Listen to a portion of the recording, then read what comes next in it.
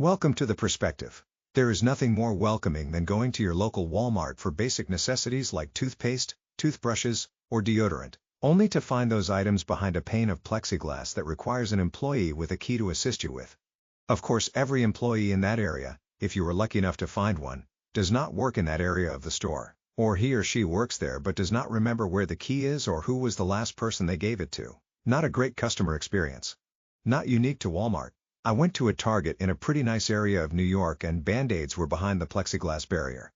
Band-Aids, even the store-branded ones, were behind it. Fortunately for me, I was there on a day when they were experiencing high callouts. I do not consider myself a difficult customer. I prefer to help myself at every moment possible. I certainly do not expect a retailer to embrace and cater to my view of the world or social norms. My only ask is quite simple. Provide the goods and services your organization promises to in a convenient and consistent manner. The store experience has deteriorated greatly in some areas that it is hard to sympathize with workers who complain that patronage is down or ask why they have not seen what used to be regulars in a while. Retailers are not earning their business the right way. I cannot imagine that this model is actually beneficial for the retailers. Many customers may leave with less items purchased than they otherwise would have, if the items were readily available and the store was not set up like a convenience store in the depths of the worst communities in America. For those stores, it is a bit more understandable because they are single locations and the owners may not really have much choice at the moment. I think this raises a bigger conversation that there are many places in America that have become no longer economically viable because of the crime. As much as policymakers may want to sell us fake images of safe cities by manipulating how they report crime, the reality is clear when you go into a national retailer and experience the same experience as the corner stores in our nation's ghettos and other areas of urban decline. For too long, people have ignored the issue of crime, including petty crime, forgetting that even in our more destitute of communities, there are good people being harmed by those evildoers. We cannot ignore petty crime and pretend that there is no harm being done.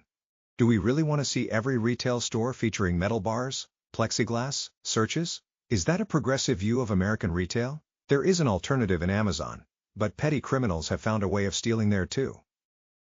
The obvious follow-up question was why you did not just use Amazon for these types of purchases. They even allow you to subscribe for common items like toiletries and other household staples. But, in addition to the package swipers, these are probably purchases you make exclusively on the day it ran out. And you do like to support local, at times. Retailers have to balance issues with security risks associated with certain environments they operate in and the needs of the consumers. The problem is that their approach may be pushing many valuable customers away to make petty criminals become just window shoppers. Should a national retailer pull out of markets that have high crime rates, or would the criminal element just venture out to them?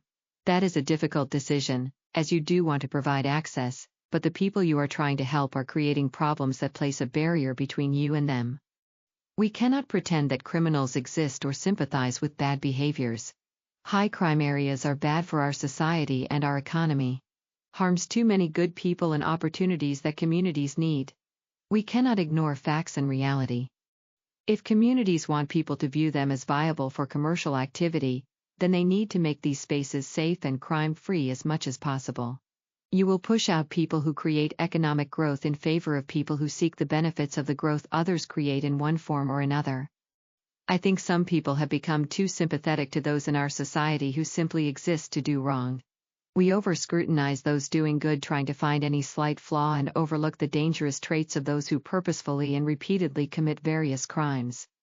You can be compassionate at the same time as holding people accountable to the rules that everyone needs to follow.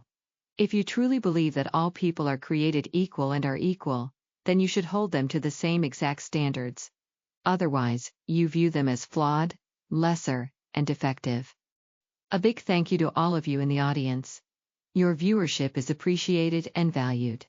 Please follow the Christopher Peter Review on social media and continue to visit www.crcreview.com for new episodes of the Christopher Peter Podcast and the CRC. Thank you once again. Until next time.